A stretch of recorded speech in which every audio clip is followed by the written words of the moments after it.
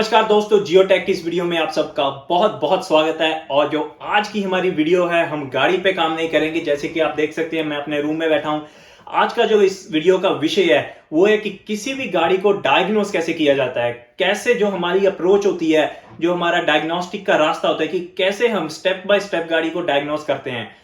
मैं आपको बताऊंगा कि कैसे मैं गाड़ी को डायग्नोस करता हूं। मेरी जो सोच होती है किसी गाड़ी पे काम करने के वक्त, वो कैसे होती है। जब भी हमारे पास कोई गाड़ी आती है जिसपे कोई फॉल्ट है, डायग्नोस्टिक इशू है, मेरा जो पहला स्टेप होता है, मैं चाहता हूं तो कि कस्टमर से पूरी बात करूं, कस्टमर से सारा पूछूं कि गाड़ी पे वो फॉल्ट कब आया था, कैसे आता है, गाड़ी ठंडी है, गर्म है, तेज है, स्लो है। तो वो जितना हम कस्टमर से पूछ सकते हैं उतना कस्टमर से इंफॉर्मेशन लीजिए, ताकि हमें डायग्नोस करने में टाइम कम लग सके। कई बार कस्टमर को यह होता है कि वो कस्टमर पूरी बात आपको नहीं बताता, उसे लगता है कि अगर मैं थोड़ा बताऊंगा शायद मेरे पैसे कम लगेंगे। पर हमें कस्टमर को यह यकीन दिलाना पड़ेगा कि जितना वो बताएंगे उतने ही पैसे कम लगेंगे, क्योंकि उतना ही हमें टाइम कम लगेगा गाड़ी को डायग्नोस करने में। दूसरा मेरे पास जो मेरा स्टेप होता है, मैं देखता हूं कि गाड़ी के कहीं एक्सीडेंट ना हुआ हो, किसी ने मेरे से पहले इस पे काम ना किया हो। कई बार होता है कि किसी ना किसी से पहले, हमारे पास आने से पहले कस्टमर किसी और मैकेनिक के पास भी जाता है, उसने कुछ काम किया होता है, फिर उसके बाद हमारे पास आती है गाड़ी। तो मैं चेक करता हूं कि किसी ने क्या पहले काम किया है गाड़ी पे। अगर काम किया है तो कहीं छेड़छाड़ ना कोई हुई हो, उसने कोई कनेक्टर ना ढीला छोड़ा हो। क्योंकि जब हमारे पास कोई फॉल्ट आता है, कई बार किसी ने कनेक्टर को अनप्लग करके प्लग कर दिया होता है और उसका फॉल्ट कोड हमारे स्कैन टूल पे आ जाता है, बल्कि वो इशू है भी नहीं। वो इशू तो आ रहा है क्योंकि उसने अनप्लग कर दिया था सेंसर की ऑन पे। ये हमारा जानना बहुत जरूरी है कि हमारे से पहले किसी ने गाड़ी पे कोई काम किया है या नहीं किया। तीसरा जो मेरा स्टेप होता है किसी गाड़ी पे काम करते हुए, डायग्नोस फॉल्ट करते हुए, मैं स्कैन टू कनेक्ट करता हूं। सबसे पहले अपना स्कैन टू कनेक्ट करके मैं देखता हूं कि क्या जो हमारा ईसीएम, पीसीएम या टीसीएम है, कोई भी मॉड्यूल है, वो मेरी कोई हेल्प कर सकता है या नहीं। अगर हमारे किसी कंप्यूटर पे कोई फॉल्ट कोड सेट हुआ है, वो मुझे एक हेल्प कर दे जाता है कि हाँ ये इशू लग रहा है। फिर मैं उस इशू पे, उस रास्ते पे चलता हूँ, उस फॉल्ट को पिन पॉइंट करके डायग्नोस करके कंपोनेंट को देखता हूँ कि कौन सा जो पार्ट है वो फेल हुआ है। स्कैन टूल से डायग्नोस चेक करना एक बार कि फॉल्ट कोड क्या आ रहा है, वो बहुत जरूरी है।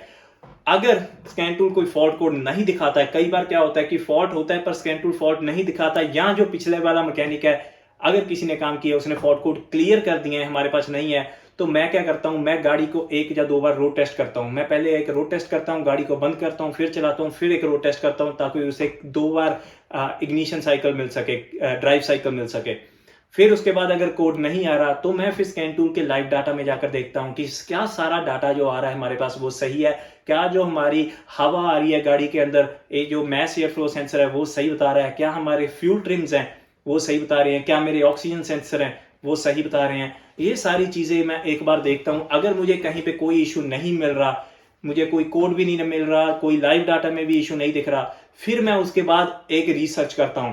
अगर कोई फॉल्ट कोड, कोई इश्यू आ रहा है गाड़ी पे कि गाड़ी झटका मार रही है, गाड़ी की आरपीएम नहीं बढ़ रहा, अगर मेरे पास कोई हेल्प नहीं है, फिर मैं उसके बाद गूगल पे जाके उस फॉल्ट के बारे में रिसर्च करता हूं कि ये सिस्टम चलता कैसे है, इसे कंट्रोल कैसे कर रहा है ईसीएम, ये फॉल्ट कब आता है।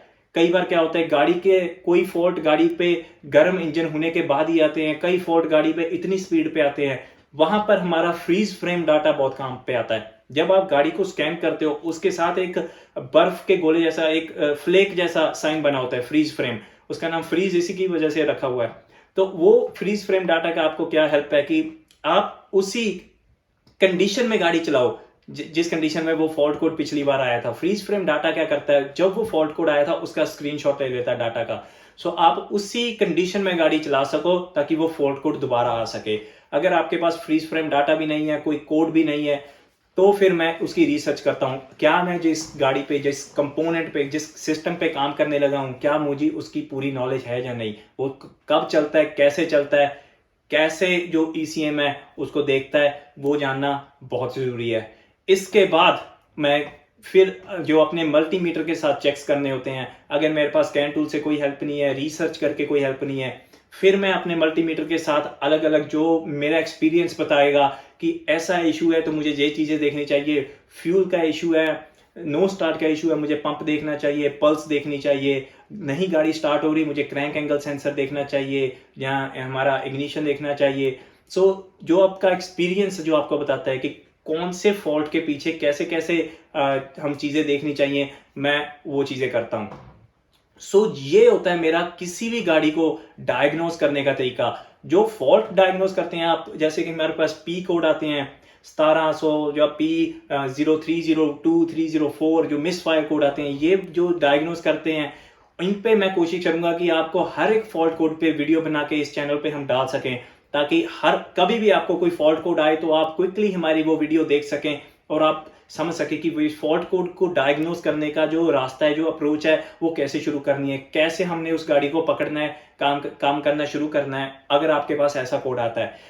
हमारा जो ये चैनल बनाने का मेन मकसद है, मेरा जो चैनल बनाने का ये मेन मकसद है, वो है कि आपको वो ट्रेनिंग दूं, आपको वो नॉलेज दूं जो अब तक इंडिया में नहीं आई है। मैंने कनाडा में भी स्टडी किया, मैंने इंडिया में भी काम किया, अब मैं ऑस्ट्रेलिया में भी काम कर रहा हूं। जो मेरी नॉलेज है, मैंने कॉलेजेस से पढ़ के लिए, बहुत साल लगे हैं मुझे ये नॉलेज इकट्ठा करने में। मैं चाहता हूं कि वो जो सारी नॉलेज है वो मैं एक निचोड़ करके आपको यूट्यूब के जरिए आप तक पहुंचा सकूं। अगर हमारे पास इंडिया में ऐसे कॉलेज नहीं है ऑटोमोटिव के कि जो आपको ये इंफॉर्मेशन दे रहे हैं, तो आप हमारे इस चैनल से कुछ सीख सकें। जो मेरा मकसद है वो है आपको सिखाना। जितना आप सीखेंगे उतना मेरा मकसद पूरा होगा इस चैनल को बनाने का, इन वीडियोस को बनाने का। हमारे इस चैनल को सब्सक्राइब जरूर कीजिए फ्रेंड्स, क्योंकि अगर मेरी आवाज है, जो मेरी ट्रेनिंग है, जो मेरा मकसद है, अगर वो 500 लोगों के पास पहुंच सकता है, 500 लोगों तक पहुंच रहा है, मैं चाहता हूं कि वो लाखों तक पहुंचे। जितना आप सीखेंगे उतना ही आप पैसा ज्यादा बना सकते हैं, उतने ही आप ज्यादा एक्सपीरियंस्ड होंगे गाड़ियों को डायग्नोज करने में। अगर आपको ये मेरी वीडियो पसंद आई तो हमारे इस चैनल को लाइक सब्सक्राइब जरूर कीजिए, वीडियो को लाइक कीजिए और कमेंट्स जरूर दीजिए नीचे कि आपको कौन सी गाड़ी पे कौन सा सिस्टम सीखना है, कौन सी चीजें आपको नहीं समझ आती, या कौन से फॉल्ट कोड है जो आपको नहीं पता लगते। जैसे कि आप में से एक किसी मित्र ने हमें कमेंट किया था, कैन सिस्टम है, जो कम्युनिकेशन सिस्टम है, उनके हमें टेस्टिंग नहीं पता कैसे होती है। जो ये चीजें हैं, ये धीरे धीरे करके हम ये सारी वीडियोस बनाएंगे, सारा सिस्टम आपको गाड़ी का समझाएंगे कि कौन सा चीज कैसे टेस्ट होती है। हर एक गाड़ी, मैंने रॉयल्स रॉयस से लेके मारुति अल्टो तक, सुजुकी अल्टो तक गाड़ी, हर एक गाड़ी को डायग्नोज किया हुआ है मैंने। तो मुझे नहीं लगता कि कोई ऐसी गाड़ी होगी जो मैं डायग्नोज ना कर सकूं। मैं ये नहीं कहता मुझे हर एक चीज आती है, पर बहुत हद तक मुझे जो मेरी फील्ड है उसमें बहुत एक्सपीरियंस है। जो मैं कर सकता हूं वो आप भी कर सकते हैं। अगर आपको ये हमारी वीडियो पसंद आई, हमारे साथ बने रहिए और हम आपको फिर मिलेंगे।